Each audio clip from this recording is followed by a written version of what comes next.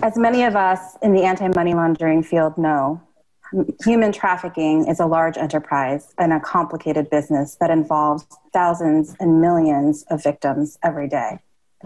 Today, we are joined by two women whose lived experiences have included intersections with Jeffrey Epstein, a case that has baffled us in so many ways and left probably many of us feeling helpless.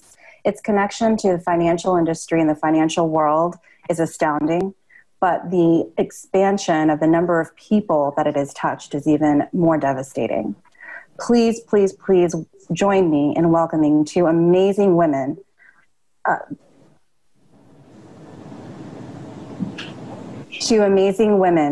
Virginia Giuffre and Teresa Helm. Hi, thank you for having us on, Angel. Thank you for joining. Yeah, thank you. These two women represent the vast experience of women who fell victim to Jeffrey Epstein's business and enterprise. And I mentioned Jeffrey Epstein, and we hear his name alone, but as you will hear throughout this interview, that so many more were involved, and the web and intricacy of how the operation that was run went very deep. So let's just get right into it. Virginia, you started Victims Refuse Silence. Can you tell us what about your experience gave you the courage to create the organization and lead an organization as such? And in addition to getting traffickers off the street, what does your organization do? Our organization focuses on the aftermath or helping get out of being trafficked. So what our goals are to have our health and wellness centers help people who've been through trauma, who have seen the ugly inside of the sex trafficking industry, and also for people who've been sexually abused. I mean, it's a blanket cover of, the aftermath of what happens once you've had that happen. And unfortunately, it's 1 in 4 girls, 1 in 6 boys in the United States alone that are affected by sexual abuse of some sort. So our goal is to first help you get off the streets and get you into a safe place.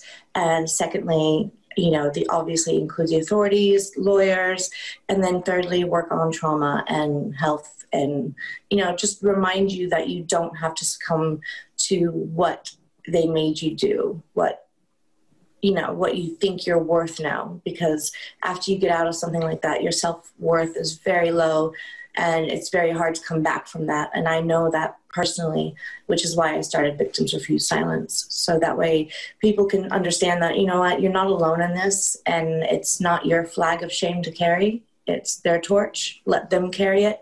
Let us get better laws that lock them away and get them off the street. That's what we're here for. And was there something specific that was your aha moment that said, this is something I need to do? Oh, yeah, definitely. I've got 2 boys that are older, but I gave birth to my daughter in 2010. And before we even named her, I just broke down in tears, like crying tears, really sad crying tears. And my husband's like, you just had the baby, are you okay? And I'm like, yes, but we have to do something about it. And he's like, what? And I'm like, the stuff that happened with Jeffrey. And he was like, he just slumped back and he was like, oh my God, like it just hit you through childbirth that, you have to do something. And I looked at this precious little girl and I was like, I cannot live in a world where this is plausible, that this happens. There's a giant chance that this can happen to her. And if I love her that much, I love every other child that much. So if we could just save 1 more, 2 more, 3 more, and then the cycle starts to spin, then great. That's our goal. And that was my aha moment, my little girl. Teresa, you've joined this mission and this purpose. Can you tell us about how you became involved in VRS? Yes, I am, quite grateful that I met Virginia in 2019, and but just a few months after meeting her, she had asked me to come on board, and I came on board Victims Refuse Silence with the intention of helping to heal others, having gone through my own experiences of trauma, knowing what that healing path looks like, and knowing the ups and downs, ins and outs of the healing process, and, you know, having a very natural desire to help others.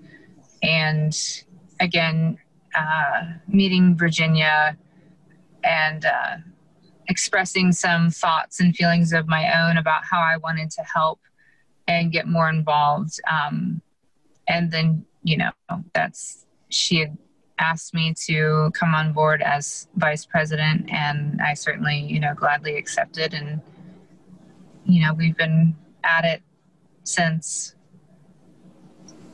You know, and there's, I mean, something that the three of us have discussed previously is just kind of this feeling of having to be silent and not having the power to speak out. I know that has driven quite a bit of the work that both of you have done. Let's turn a bit to why the silence. Why is it that there's kind of this feeling of not being able to speak out? I know, Virginia, we talked a bit about underlying all of this, all of the trafficking.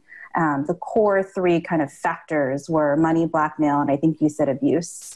And I would put a spin on that too, and say, you know, the abuse is, you know, really because of power, right? This feeling of people feeling powerful.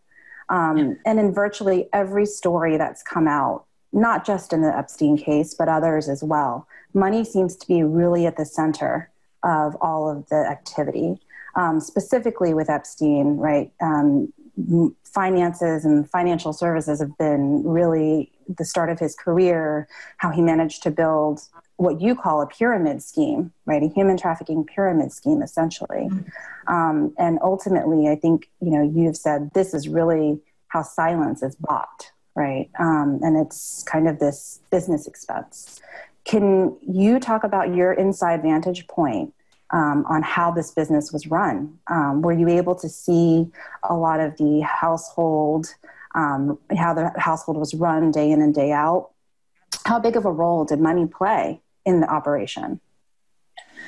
I would go as far to say money was the be and end all of Jeffrey's entire sex trafficking operation, and any sex trafficking operation, really. I mean, the problem is we have poverty in one hand, so we've got a lot of people who are hungry or they want something, they have a dream, and then on the other hand, you have this person with the money who says, I can give you that dream, but you have to go through all this abuse to get there. And you don't really know what that means until you're stuck in it. And once you're stuck in it, it's hard to get out of it.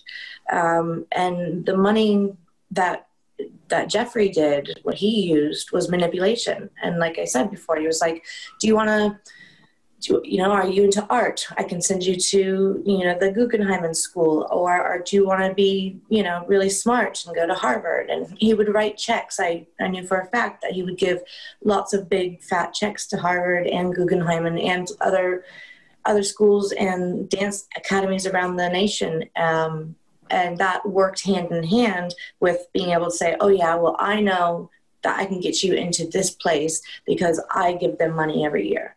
So it was an exchange from corporation to hand from Epstein's part, but it was also even smaller. I mean, it's like a cup inside of a cup inside of a cup, like a Russian tea doll, you know, it's like one of those. And you really seem to get to the bottom of it the more you look into the money side of things. You know, from a shell, you see victim and predator. And then, you know, you go deeper and that predator has got his ties on the inside with either a modeling agency, dance academy, art studio, very expensive schools. And then he can do that exchange. And then from there, he's got staff, you know, employed, which are pilots, chefs, cleaners, even down to barn staff for his houses in New Mexico. So he had all these people who worked for him, and everyone was afraid to say anything. Nobody stood up and said, wait a second, this is wrong. You know, I had one of the ladies from the island, she was a very nice person who worked for Jeffrey, and she just took me in her arms one day, and, you know, I was 17 at the time, and she said, I'm so sorry that you have to go through this. I have a daughter too, and I would never let her go through this, but it wasn't enough to stand up to the tyrant that Jeffrey was. So the money and the hand are a symbolic relationship between trafficking. Without the supply, you wouldn't have the demand, and without the demand, you wouldn't have the supply. So that's, in Jeffrey's world, how I saw money partake. And, you know, in addition to payroll and to staff and to expenses, because I know you had also talked about, you know, a lot of electronics and, you know, videos, cameras and things like that. Were there other types of things of value that were given to people within Jeffrey's network? Yeah. Well, I mean, I was 17 years old, and I was young, and I was really naive. And so a lot of things didn't make sense to me then. They make sense to me now. I can put the pieces together now as an adult. But as a 17-year-old, you know, walking into the media room, I suppose, as you call it, and seeing all these little cameras focused on each and every bedroom in the New York apartment. It's not an apartment, really, it's a mansion. But it showed bathrooms, it showed the massage room, it showed bedrooms, it showed every corner of that house, and it was not for security reasons. I mean, I have cameras at my house. They point at the doors and out the back and stuff like that. I don't record anybody in my toilets. I don't record it. You know what I mean? Like, he was using a lot of the video footage, in my opinion, as blackmail. For people to be in his pocket, to own him, so that he can own them. Like, we talk about the power, that's power. You know, someone wants to go and be a senator. I mean, the people that he hung out with were senators, politicians, academics, you know, royalty, the smartest of the smartest. And if you had dirt on them, you control them. So, yeah, when I asked him, you know, what's Clinton doing at the island? He's like, because he owes me something. So when, you know, at 17, I was just like, okay, now you put two and two together, it's much more easier for me to understand and understand the facilitation of what took place. So yeah, power and money. And you talked a bit about real estate as well. Can you give us just a view into the amount of real estate that was involved in the enterprise? Well, look at it. I mean, I think Jeffrey owned 7 places around the world. He had real estate in France. He had real estate all over the United States, including the USVI, Virgin Islands. I mean, he was very wealthy in some ways, but his house in New York, he didn't buy his house in New York. His house in New York was bought for him by his best friend for nothing. Now, look, I love you, Teresa. You are pretty much like the closest friend I have, but I'm not going to go buy you a $78 million mansion, no matter how much money I have, because it's just, it's absurd. Who does that for somebody? And then, you know, you read things about Prince Andrew, and he's into, you know, he had a house for sale. He had a friend from the Middle East who paid $3 million over the house for sale. So when you see where money's going in exchange, like, yeah, I've bought and sold my, you know, houses that I've lived in my past, and I'm lucky to get $15,000 over my asking price. You know what I mean? That's, to me, is exciting. $3 million on top of your asking price. Well, I would have to say that there is some funny exchange going on between there. So you're saying that real estate was being bought and sold at exorbitant amounts that didn't seem to be normal or reasonable. That's right. I mean, who buys their friend a $78 million house? Who buys another house $3 million over the asking price? How did Jeffrey go from being a teacher at Dartmouth to this billionaire tycoon with one client? Yet he knew everybody.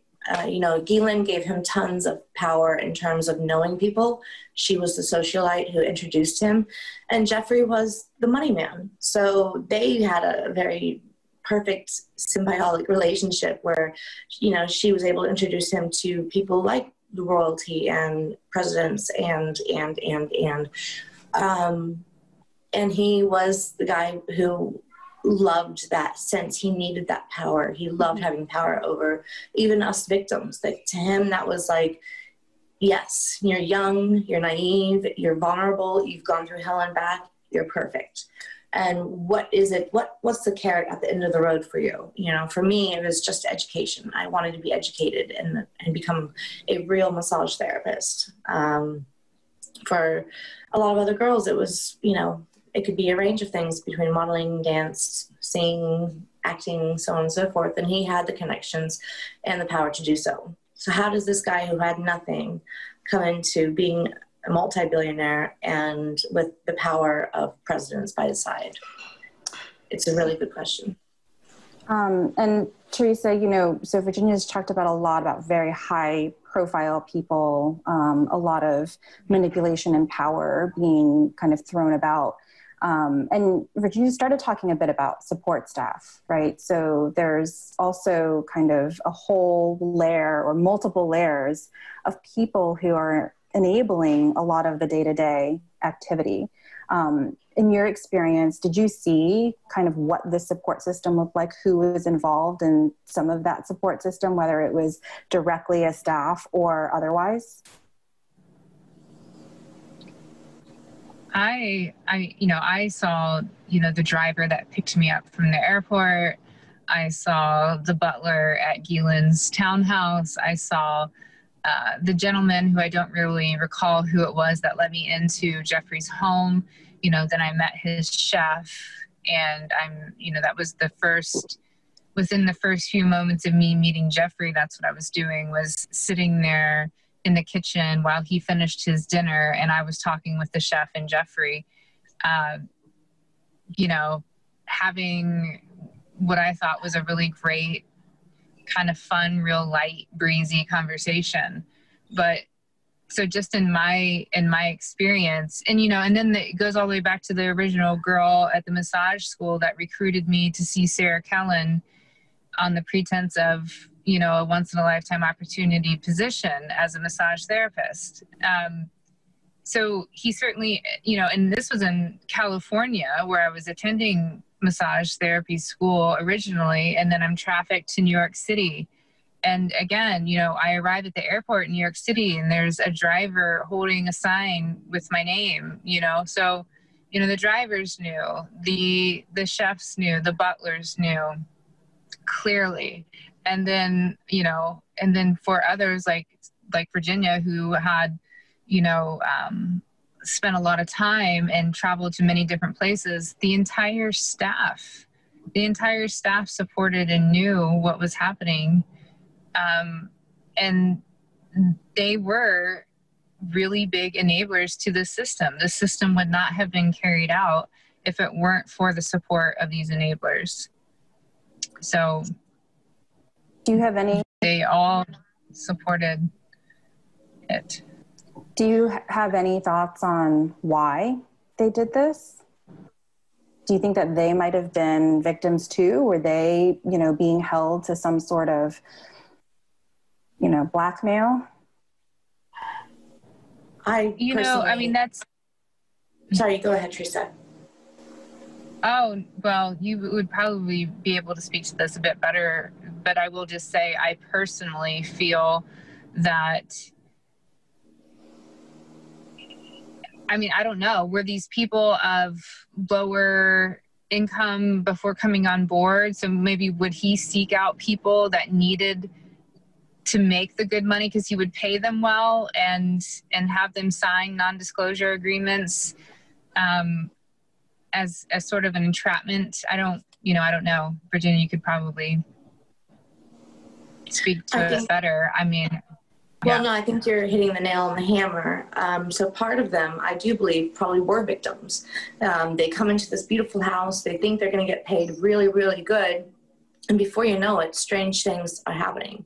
Like this guy that you're working for needs to have his massage room cleaned out 6 times a day. And that includes having sex toys in it. And, they would be able to put 2 and 2 together. I've actually spoken to some of the house staff recently, and they were like, oh, it was disgusting, the stuff that we had to do. And, if I would have known what was happening, I would have punched him in the nose and stuff like that.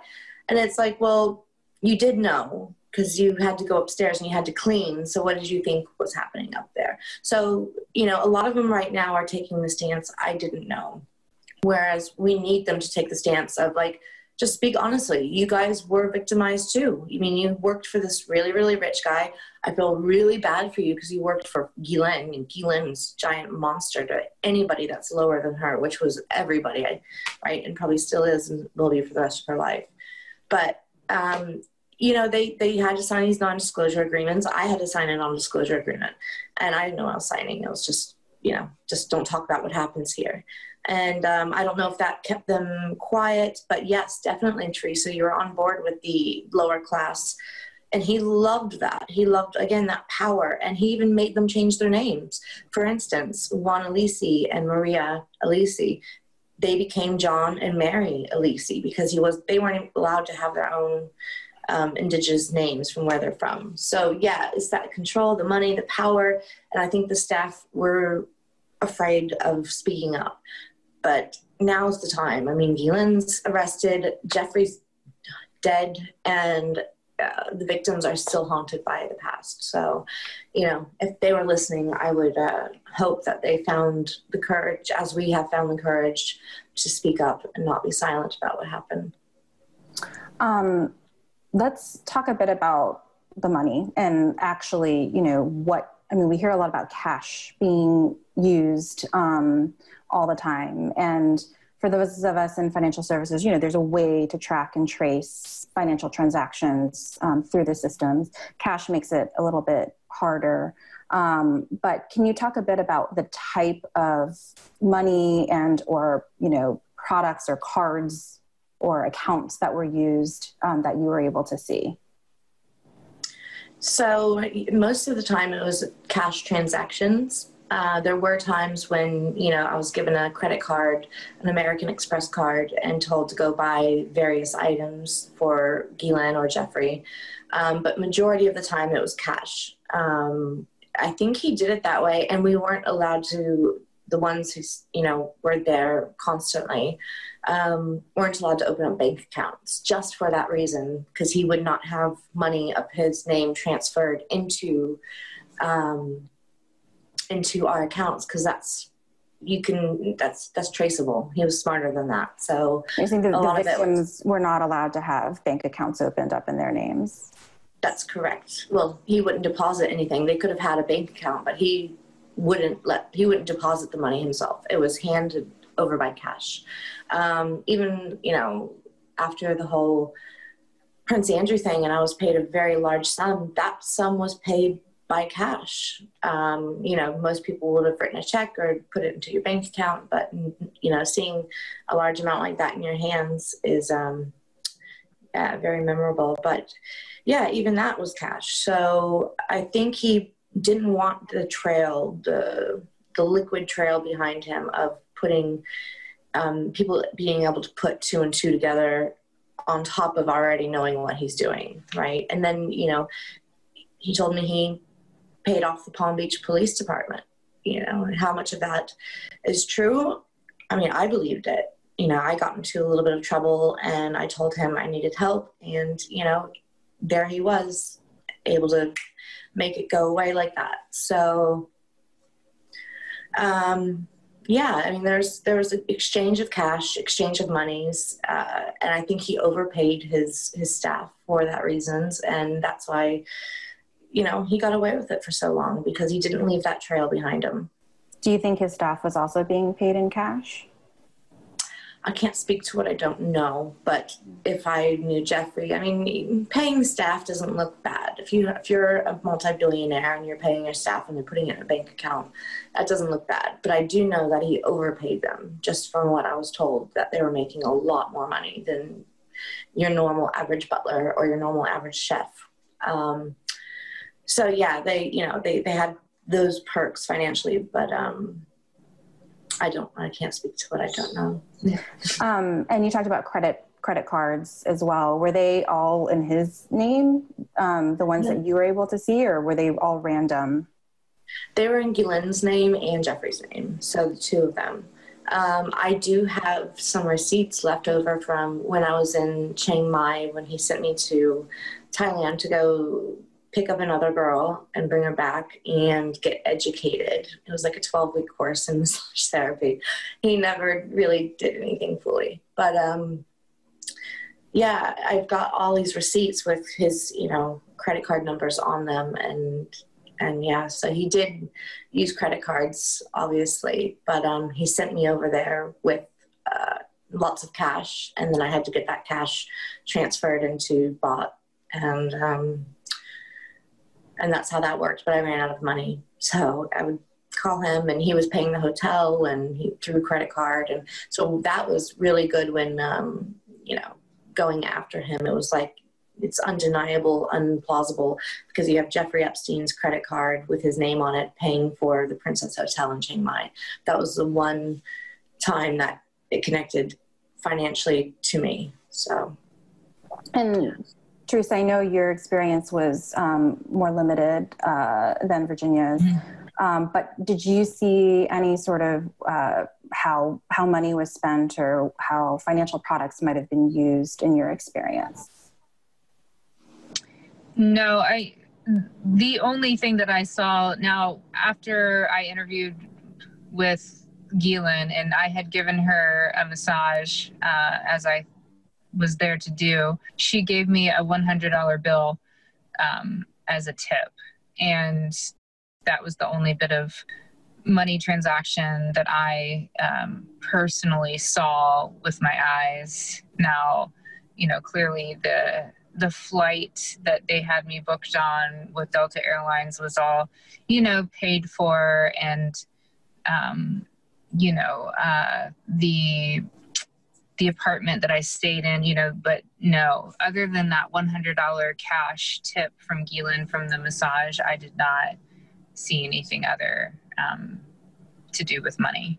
And in terms of monetary contributions or donations and things like that, did you know of anything there? No, I didn't see any kind of transactions for anything. Again,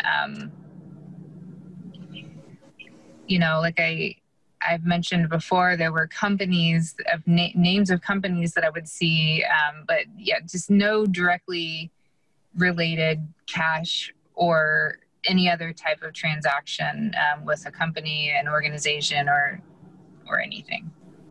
It sounds like to keep things going there, we have like this theme of you both have kind of bits and pieces of the puzzle, some bigger than others, obviously. So were there measures to kind of control the information or what was seen or who had access to what? Were there any sort of rules that you were given? I guess, Virginia, I don't know if you can talk to this, but were there rules that were given to you to ensure that you only knew what you needed to know? Absolutely. I mean, it was like walking around it's like being a horse with those blinders on. You're only allowed to see so much, say so much, ask so much. And, the more you asked, the worse you didn't want to know. Yeah, Jeffrey and Guillen were and Jean-Luc Brunel, I have to bring him up in this, I'm sorry, but he also was a huge participant and trafficker. He brought in tons of Eastern European girls. So, and that was from his side of things. So you got your Jeffrey, your Guillen, and your Jean-Luc Brunel, and they were the main facilitators other than Sarah Kellen after Guillen kind of took off. But, yeah, no, they definitely didn't want you talking to each other. So it wasn't like we could be friends as victims. We couldn't sit there and ask each other, what's your name? Where are you from? How are you? Are you okay from just being abused? Like, we weren't really supposed to talk to each other unless it was like pleasantries. And that was it. We weren't meant to share phone numbers. We weren't meant to, ask each other about what just happened or talk about what just happened, which was the abuse. We were just kind of there as robots for Epstein and Maxwell to use at their will. I don't know. I think that sums that up for me. Well, I mean, that certainly continues that cycle of silence that both of you are fighting against and really trying to turn around here with this organization. You know, you've done so much to empower victims to speak out. In everything that you're doing. I know we haven't even scratched the surface of all of the people that you're trying to talk to and trying to get to give more pieces of this puzzle so that we can learn from that. But, you know, the financial sector is here to help. You mentioned it earlier, there's some things that are just irrefutable evidence that can be leveraged if we knew about context of, you know, what a charge was for, who it connected somebody with. Can you think of, you know, anything that the financial sector can do to help you and other survivors in this crusade to speak out and to give them their voices back?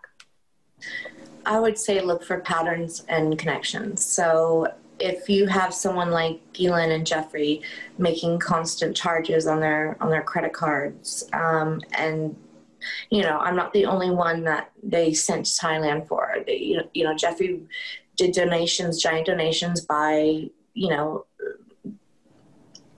what do you call it, like bank transfers and stuff like that, wire transfers. So I would look for those kind of like, why is this person donating so much? He's donated to this, and this, and he's got all these other different named girls on credit cards going to different places. You know, yeah, I would definitely say the credit card factor.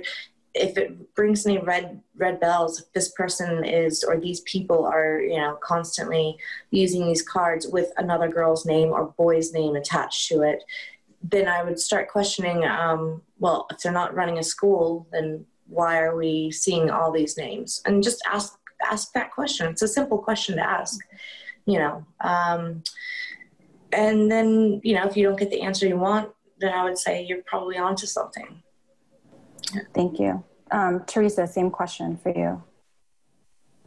Yeah, again, you know, a lot of nonprofit organizations seem to be big benefactors to human trafficking ringleaders. And again, you know, knowing that, you know, Jeffrey had a whole apartment building that was in his brother's name, you know, so perhaps, you know, when the wealth, the traceable wealth is spread out from the actual individual, you know, maybe that's a place to look. If a person is spreading their wealth out, again, that traceable wealth seems to,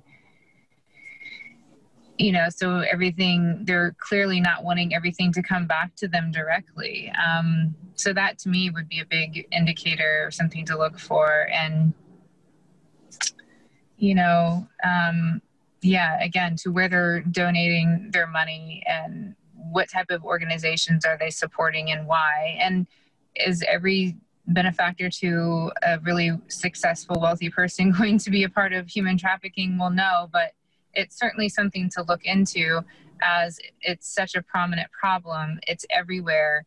Mm-hmm. And I don't think that the world has really, up until maybe hopefully now, realizing the magnitude of the human trafficking that's going on everywhere, the entire globe. So hopefully things are more, you know, looked at with a bit more scrutiny, and you know, just better safe than sorry, you know. Well, Virginia, Teresa, I mean, this is, you know, the exact type of context and voice that we need to hear in the financial services space, because I think it's clear that with the right records, with the right information, we can really help amplify the voices of victims and survivors everywhere. So we really, truly need to work together to bring that awareness and give that information. Huge thanks to ACAMS, who remains dedicated to bringing awareness to this incredibly important topic. It's the only way we're actually going to be able to fight this thing and have a chance. We've got to fight network with network. So I am ecstatic that this conversation is happening. It could not be happening sooner. We should have, and I think that we can now from here on out continue to have this close partnership and really together start to open up eyes and, more importantly, open up voices. Thank you so much for joining us. Thank you. Thank you as well.